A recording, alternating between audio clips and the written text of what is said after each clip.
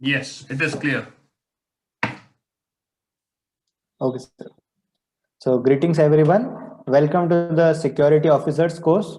Today we will discuss about the industrial safety. So, what we will cover in this module?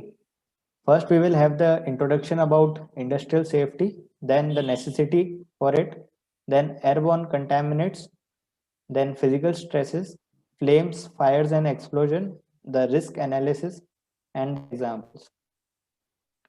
Introduction. Industrial safety refers to the management of all operation and events within an industry in order to protect its employees and assets by minimizing hazards, risk, accidents and near misses.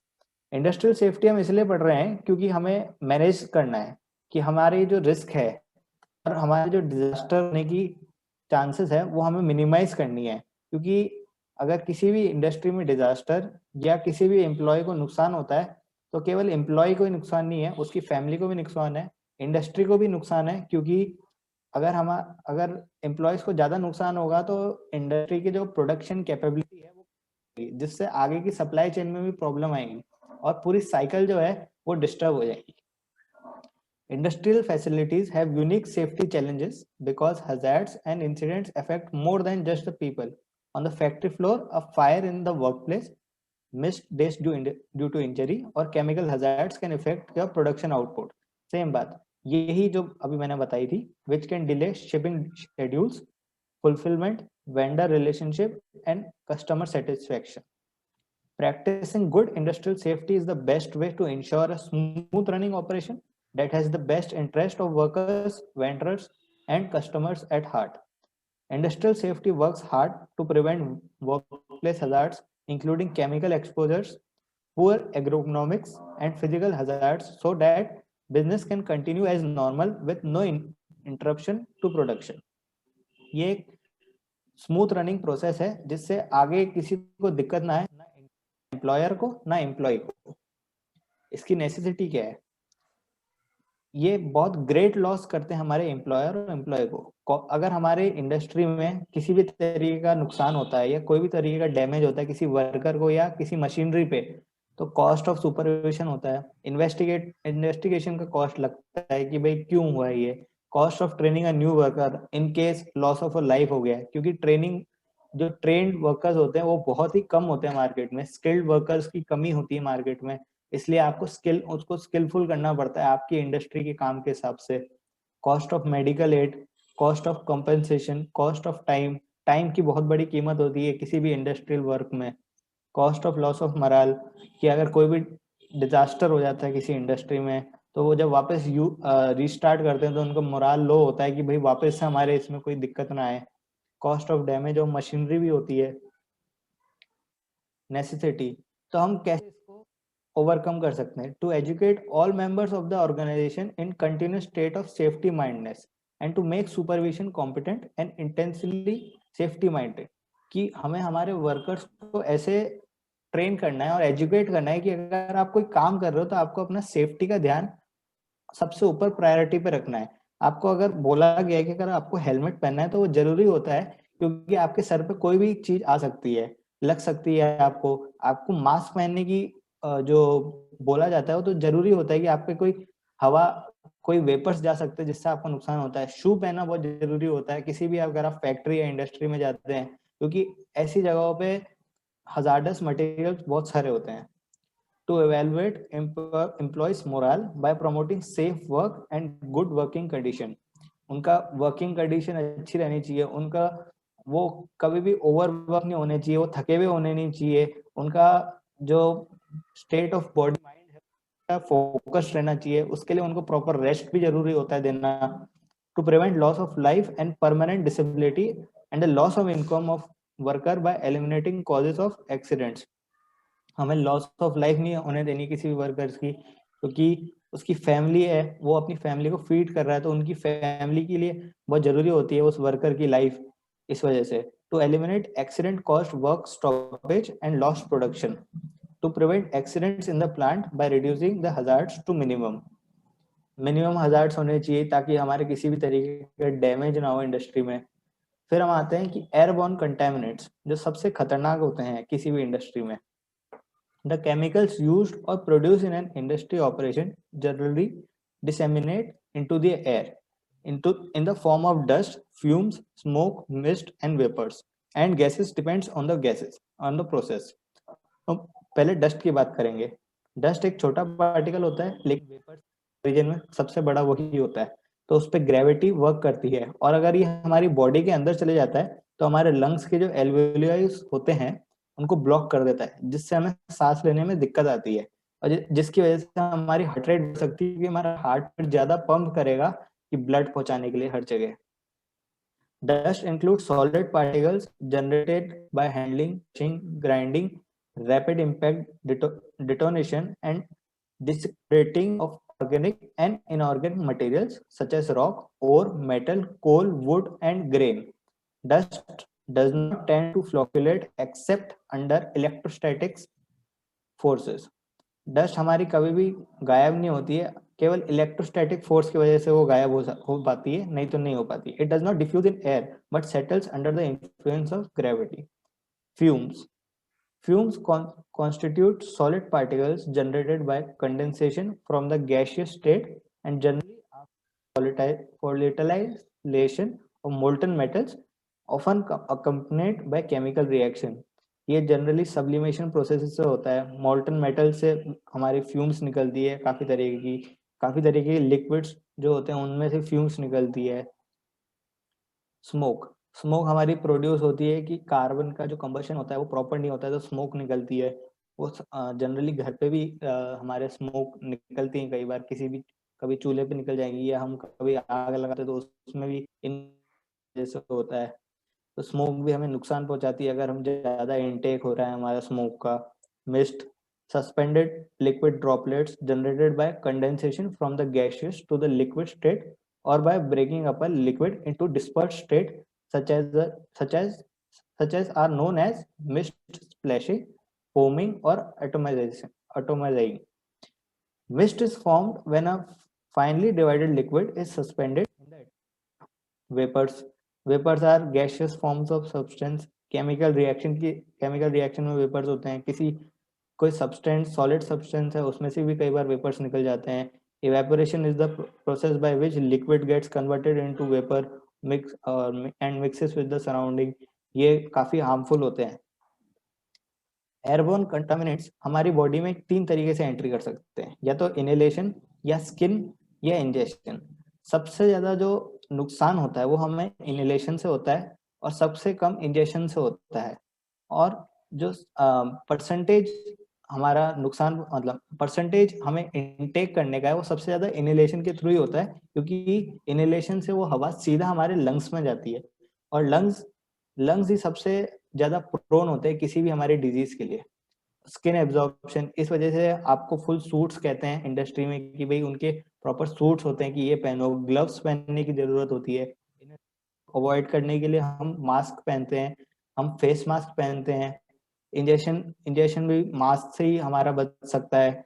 आपको safety goggles बोलते हैं पहनने के लिए. ये सब छोटी छोटी बातें होती है जो हमें ध्यान रखनी पड़ती है. Physical status. Working condition influence work performance.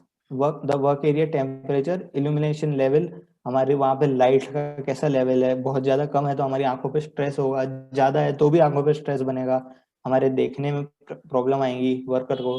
The levels of noise, vibration are some of the common working condition factors found in all workplaces. These conditions can affect safety, health, comfort, and well-being at the workplace. If inappropriate or excessive levels of these physical stresses are present, हमारे को worker को एक optimised working condition देनी होती है, क्योंकि अगर वो किसी भी चीज से परेशान हो रहा है तो वो ढंग से काम और अगर उसका ध्यान अगर काम पे नहीं रहा तो उससे गलती हो सकती है, जिससे डिजास्टर भी हो सकता है और पूरी इंडस्ट्री को उसका नुकसान झेलना पड़ सकता है. Therefore, the physical agents following such as noise, vibration, heat stress, industry में हीटिंग एजेंट्स, हीट काफी आपका होती है, उसका स्ट्रेस हो सकता है आपको. इल्यूमिनेशन लेवल, लाइट का लेवल बहुत इफेक्ट करता है वर्कर की कंडीशन पे. सबसे पहले बात करेंगे हम नॉइस के बारे में. Noise is defined as any unwanted sound to which an individual is exposed. Excessive exposure may result in permanent or temporary hearing loss. Legal requirement, noise आपकी लीगली किस रेंज में रहनी चाहिए. Operation involving high noise level, अगर आपको ज़्यादा ही intensity से आप सुनोगे तो आपको बहुत सारी मुश्किलें आ सकती है. और फैक्ट्रीज एक्ट होता है जिसमें आपको नॉइस को एक लेवल के ऊपर नहीं, लेवल के पर्टिकुलर लेवल के ऊपर नहीं जाना होता है, नहीं तो जिससे वर्कर्स को भी नुकसान होता है. और जहाँ पे इंडस्ट्री है उसके आसपास के रीजन में भी नॉइस पोल्यूशन होगा. So the maximum permissible noise levels and the exposure, including the types of control measures which must be taken if the noise level exceeds are prescribed in the schedules. तो concept of noise, तो noise हम दो तरीके से देखते हैं. एक तो उसकी इंटेंसिटी मतलब लाउडनेस, और उसकी frequency. The loudness or intensity depends upon the amplitude of vibrations which initiate the noise. The loudness of noise is measured by decibels. In general, a human ear is incapable of detecting sound level changes of less than 2 decibel. In normal, the threshold of hearing is in the range of 0 to 20 decibel. Normal conversation produces a noise of 60 to 65 decibel, and a daily exposure of ranging from 85 to 90 decibel can be tolerated without substantial damage to hearing. लेकिन अगर आप ज़्यादा ही तेज amplitude की आवाज़ लगातार सुनते रहेंगे तो आपको प्रॉब्लम आ सकती है. आपकी टेम्पररी थ्रेशोल्ड शिफ्ट हो सकता है, परमानेंट थ्रेशोल्ड शिफ्ट हो सकता है. अब इफेक्ट्स ऑफ नॉइस हमारे जैसे क्या होंगे कि हमारा कंसंट्रेशन नहीं बनेगा हमारे काम में. इंटरफेरेंस विद स्पीच कम्युनिकेशन, हमारे कोवर्कर से बात नहीं हो पाएंगी, या हमें कोई इंस्ट्रक्शंस आ रहे हैं तो वो नहीं सुन पाएंगे हम. Interference with Audible warning signals, ये भाई कुछ वार्निंग आ रही है, वार्निंग सिग्नल हो रहा है, आपको वो नहीं सुनाई देगा जिससे आपकी लाइफ खतरे में जा सकती है. हियरिंग लॉस हो सकता है. और एक्सेसिव नॉइस एक्सपोजर क्या हो सकता है, टेम्पररी थ्रेशोल्ड शिफ्ट कि आपको कुछ टाइम तक सुनाई नहीं दे रहा है. परमानेंट कि आप काफी टाइम मतलब परमानेंटली आपको सुनाई नहीं दे रहा है अपने कानों से, तो बहुत नुकसान की चीज है आपके लिए. अकोस्टिक ट्रॉमा, इसमें आपका इनर ईयर डैमेज हो जाता है, तो इस वजह से आपको ईयरबड्स पहनने पड़ते हैं जो जरूरी होते हैं, जिससे आपकी जो अगर आवाज ज्यादा है तो आपको कम आए, आपकी नॉइस ज्यादा ना हो इस वजह से. दूसरी हम बात करते हैं वाइब्रेशन की. तो many types of machinery, equipment and power driven tools generate intense vibration. This vibration can then be transmitted to the workers who operate them. And there are two types of vibration: whole body vibration and hand up vibration. Both can cause ill health. दो तरीके के होते हैं, whole body और hand arm. पहले हम whole body देखेंगे. ये आप इस पिक्चर में देख सकते हैं होल बॉडी कैसे इफेक्ट करता है कि आपकी फुल बॉडी सरफेस जो है, जिस सरफेस पे आप वर्क कर रहे हैं वही लगातार वाइब्रेट हो रही है, या आप किसी मशीनरी पे है वो लगातार वाइब्रेशन पे चल रही है, या आप किसी इक्विपमेंट या किसी व्हीकल पे हो वो लगातार ही वाइब्रेशन हो रही है, तो उससे आपको बहुत नुकसान हो सकता है. तो whole body vibration caused by poorly designed और पुअरली मेंटेन्ड व्हीकल्स, प्लेटफॉर्म्स और मशीनरी में cause excrete other health effect such as lower back pain. इससे आपको लोअर बैक पेन हो सकता है क्योंकि लगातार आपकी बॉडी वाइब्रेट कर रही है सेम ही फ्रीक्वेंसी पे. आपकी बॉडी के जॉइंट्स जो है वो टूट सकते हैं, आपके जो लिगामेंट्स है वो वीक हो सकते हैं इस वजह से. आपको मोशन सिकनेस हो सकता है इसकी वजह से. आपको हार्ट कंडीशन हो सकती है क्योंकि लगातार आप वाइब्रेट सेम ही फ्रीक्वेंसी पे, अगर आप किसी चीज को वाइब्रेट करते रहोगे तो वो खराब होंगी, जरूर होंगी. कोई भी मशीनरी होती है वो भी खराब हो जाती है लगातार वाइब्रेशन से. तो हमारी तो बॉडी है, इंसानी बॉडी है. Hand arm vibration, hand arm vibration किसी मशीनरी से हो सकता है. आपने कोई ड्रिलिंग इक्विपमेंट पकड़ा हुआ है या कोई चेन सॉ या ग्राइंडर है, उस वजह से हो सकता है. तो इससे क्या होगा, वाइट फिंगर, वाइट फिंगर एक तरीके इसको कहते हैं डेड फिंगर, कि आप कोई मशीनरी को किसी सेम फिंगर से अगर आप यूज कर रहे हो लगातार लगातार तो आपको रिस्पॉन्स करना बंद कर देंगी, वो डेड हो जाएंगी लगातार यूज करते रहोगे. कार्पल टनल सिंड्रोम, ये भी एक तरीके का सिम्टम है. ओवर यूज, अगर आप किसी हैंड आर्म वाइब्रेशन आपका लगातार ही हो रहा है, आपके हाथों की जो नस होती है, नर्व होती है, वो भी डैमेज हो सकती है इसकी वजह से. मसल जॉइंट डैमेज, अगर आपका हाथ लगातार वाइब्रेट होता रहेगा तो आपके हाथों की प्रॉब्लम हो सकती है, आपके हाथों में जॉइंट्स में. इसको टेनिस एल्बो भी कहते हैं. फिर हम बात करेंगे कि फ्लेम्स, फायर एंड एक्सप्लोजन, जो कि सबसे खतरनाक होता है किसी भी इंडस्ट्री में, और सारी इंडस्ट्री इन सब चीजों से बचना चाहती है। A flame can be considered to be a fast, self-sustaining chemical reaction occurring in a discrete reaction zone. Reaction between fuel and oxidizers might be taking place at ambient temperatures. हमारी जो आग है उसके आग लगने के जो रीजंस होते हैं वो 3 जरूरी रीजंस होते हैं जिसको जो नेसेसरी होते हैं, जिसकी अगर और इनमें से कोई भी एक रीजन नहीं रहा तो हमारी आग नहीं लगेगी। सबसे पहला होता है इग्निशन टेम्परेचर, कि एक पर्टिकुलर टेम्परेचर देना पड़ता है किसी भी चीज को आग लगाने, वहां पे ऑक्सीजन होना बहुत जरूरी होता है। और तीसरा ऑप्शन होता है फ्यूल। फ्यूल अगर आपके पास फ्यूल ही नहीं तो आपकी आग कैसे लगेगी। एक एग्जांपल लेंगे हम डीजल का। डीजल के अगर आसपास उसके एनवायरनमेंट में ऑक्सीजन है और उसका इग्निशन टेम्परेचर जो उसे चाहिए होता है वो चाहिए होता है हमें 52 डिग्री सेल्सियस। और डीजल हमारा फ्यूल तो, और डीजल में एक बात और होती है कि उसका ऑटो इग्निशन टेम्परेचर होता है। ऑटो इग्निशन टेम्परेचर उसका 210 डिग्री सेल्सियस होता है। अगर किसी इंडस्ट्री में किसी भी एनवायरनमेंट में वो वर्क कर रहा है, चाहे डिस्टिलेशन कॉलम में ही हो क्यों ना हो, वहां डिस्टिलेशन कॉलम में अगर 210 डिग्री सेल्सियस के ऊपर हमारा डीजल पहुंच जाता है तो अपने आप ही आग पकड़ लेगा। वहां पे ऑक्सीजन लेवल भी ऑक्सीजन भी जरूर होना चाहिए, तो हमारा आग पकड़ लेगा उसमें diesel. For a flame to propagate, the reaction must be fast, which requires higher level of energy input to the system.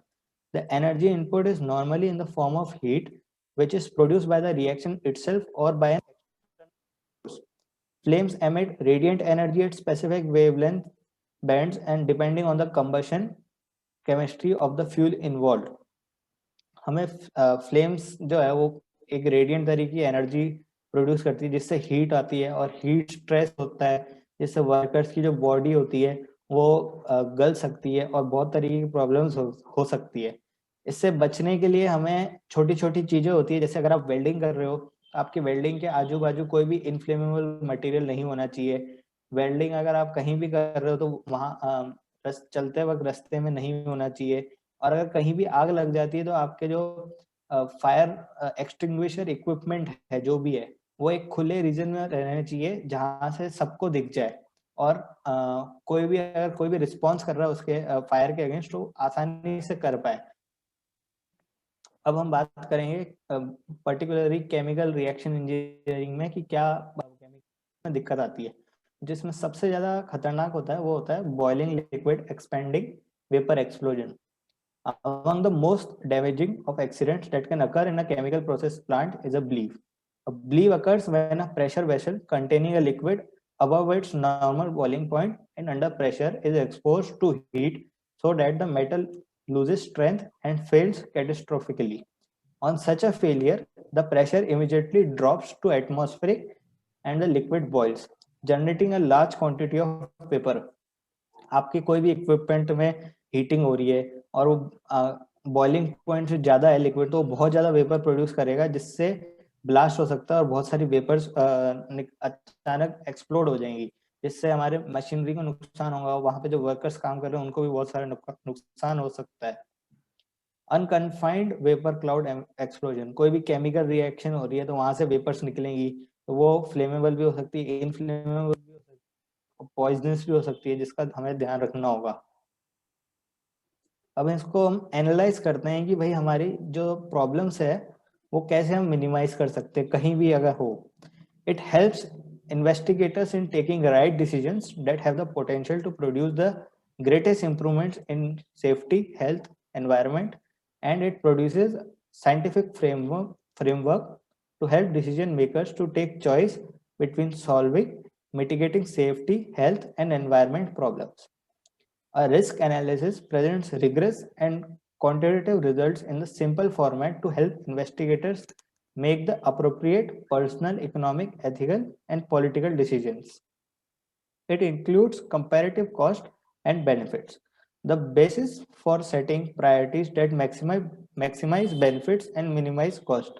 इसका एक और मोटिव रहता है कि अगर हमें सेफ्टी तो प्रायोरिटाइज करनी है, लेकिन हम सेफ्टी पे ही ज्यादा अगर बहुत ज्यादा कर देंगे तो जो कंपनी की बजट है वो सेफ उसका मैक्सिमम फिर सेफ्टी ले जाएगा, और कंपनी को जो प्रोड्यूस के लिए रॉ मटेरियल या कोई भी इक्विपमेंट की जरूरत है तो उसकी बजट प्रॉब्लम हो जाएगी। तो इसमें ये भी ध्यान रखते हैं कि हम कॉस्ट को मिनिमाइज करें और बेनिफिट्स को मैक्सिमाइज करें, मतलब हमारी जो भी स्टेप्स लिए वो बहुत ही ज़्यादा इफेक्टिव होने चाहिए। All important risks should be considered or conservative assumptions be not used often. Risk analysis include hazard identification, risk assessment and communication. अब हम देखेंगे कि भाई इसको एनालाइज कैसे करते हैं।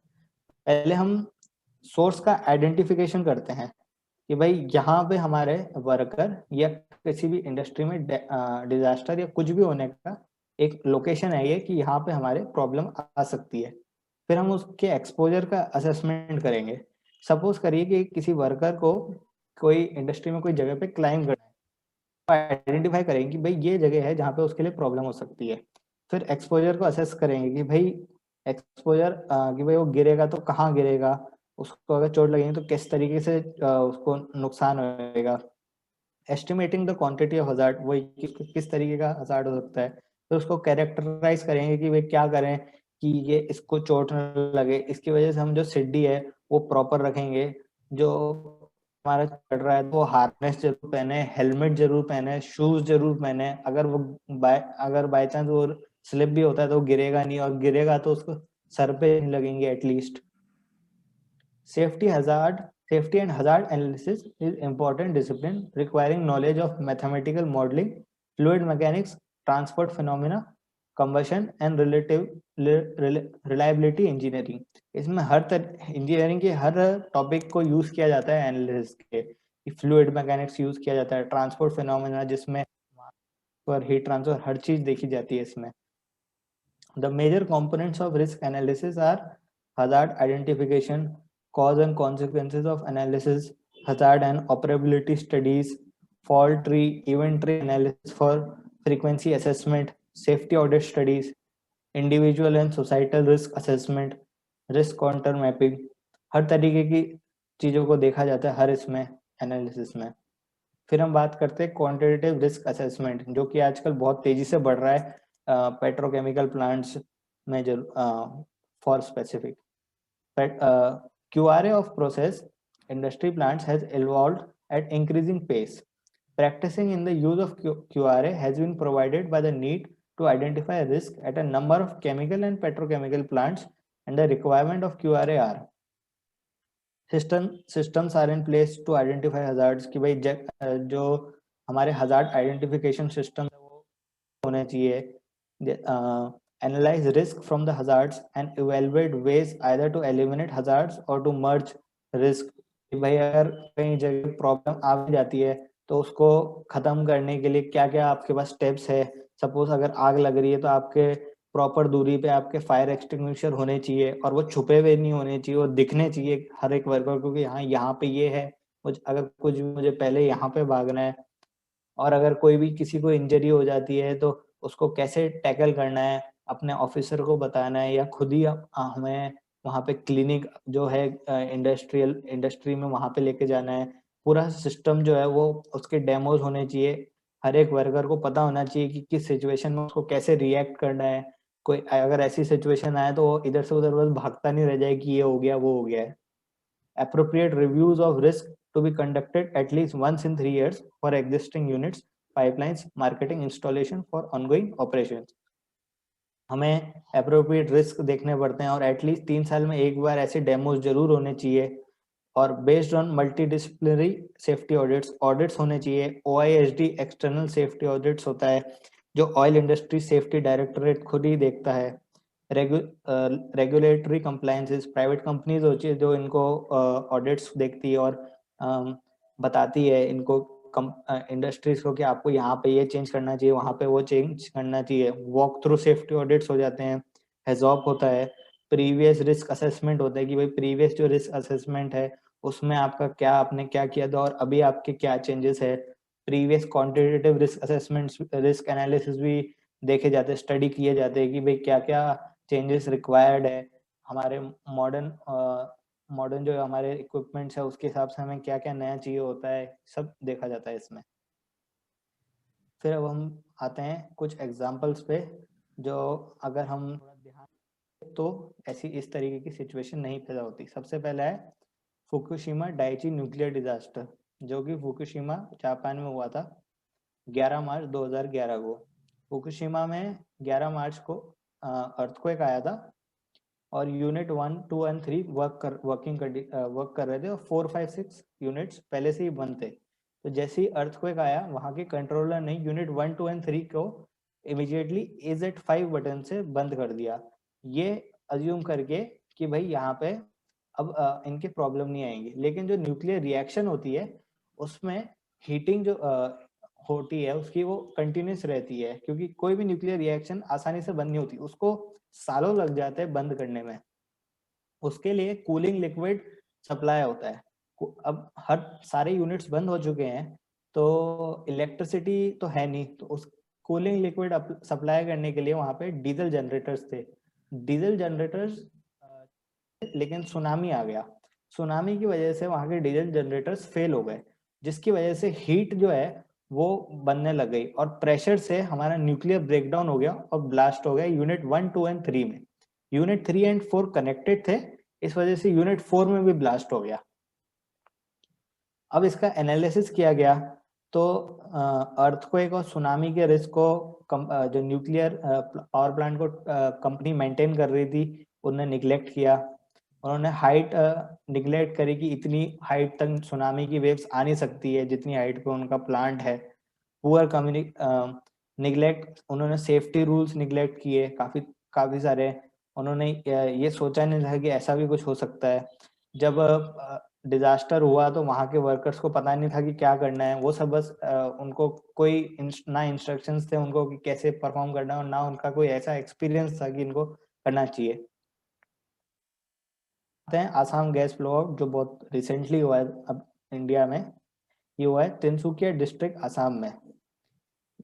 यहाँ पे OIL का प्लांट है जिसमें 22 गैस वेल्व्स है और उसमें वेल नंबर 5 में लीक हुआ 27 मई को।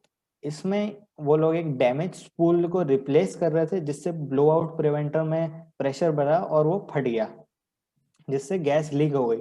वहां के ऑफिशियल्स को पता नहीं था कि इनको क्या करना है और देरी हो गई, और जिसकी वजह से 10 दिन में वहां पे आग भी लग चुकी थी, जिसकी वजह से हमारे फायर फाइटर और 2 लोग और मर चुके थे। 3 पीपल डाइड, 4488 पीपल इवैक्यूएटेड। पूरा जो वहाँ के आसपास जो गांव था उसको इवैक्यूएट कराना पड़ा। और वहाँ पे एक वाइल्ड लाइफ सेंचुरी थी, रिवर राइन वाइल्ड लाइफ सेंचुरी, जो पूरे वर्ल्ड में इकलौती है। वहाँ पे रिवर्स में जो फिशेज और बाकी जो एक्वेटिक प्लांट्स और एनिमल्स है उनको भी। और फिर OIL ने फॉरेन एक्सपर्ट सिंगापुर से बुलाया कि इनको कैसे इसको कैसे रोका जाए। तो 27 अगस्त को फॉरेन एक्सपर्ट्स और OIL की टीम ने उस फ्लेम को शिफ्टेड टुवर्ड्स 2 कंट्रोल फ्लेयर पिट्स, जिससे सिंपल रीजन की वजह से कि भाई फ्यूल नहीं होगा तो आग भी ज्यादा नहीं चलेगी, जिससे नवंबर के मंथ में आग हमारी बुझ गई। लेकिन OIL को वो जो वेल है उसको किल करना था, उसकी वजह से तो 14 नवंबर को OIL ने उस एक स्नबिंग यूनिट जो कनाडा से आया था उससे किल किया, जो जिसने एक तरीके की मड है वो इंजेक्ट करी वेल के अंदर। इसका एनालिसिस हुआ तो वही रिप्लेसमेंट ऑफ डैमेज स्पूल की वजह से ये हुआ। इन्होंने सेफ्टी गाइडलाइंस को इग्नोर किया, एनवायरमेंटल रेगुलेशंस को ध्यान नहीं दिया, इन्होंने ऑडिट्स नहीं रखे ध्यान में, और काफी सारे फैक्टर्स है जिसको इन्होंने इग्नोर किया, जिसकी वजह से ये हमारा हादसा हो गया। और इसी तरीके से हमारा इंडस्ट्रियल सेफ्टी का मॉड्यूल खत्म होता है। Over to you sir. Mr. Karna, I remember in your paper you had submitted, I'd seen it somewhere regarding two things. One was yes related sir. to an incident which happened in Middle East, and one which happened in Hyderabad. Can you touch upon yes sir. on both these incidents, because they were also a different kind of incidents which had taken place? Yes sir. एक हमारा incident हुआ था हैदराबाद में, जो एक plant से gas leak हुई थी। वो गैस लीक से काफी लोग बेहोश हुए थे और काफी लोग इंस्टेंटली मरने लग गए थे। वो गैस लीक का कारण अभी भी इन्वेस्टिगेशन पे है, लेकिन वो स्टायरीन गैस थी वो। और Okay. इंडियन गवर्नमेंट को उस गैस में उनको लगा कि ये बहुत डेंजरस हो सकता है। गवर्नमेंट ने बहुत ही जल्दी मिनिमम 3 to 4 डेज के अंदर स्टाइरिन गैस जितनी भी थी इंडिया में उसको ट्रांसपोर्ट करवा दिया किसी और कंट्री में। और जो मिडिल ईस्ट में जो बेरेट ब्लास्ट हुआ उसमें अमोनिया स्टोर था। बेसिकली वो एक पुराना शिप आया था, वो शिप फिर यूज में नहीं हुआ और उस शिप में अमोनिया था और काफी साल से वो अमोनिया पड़ा था।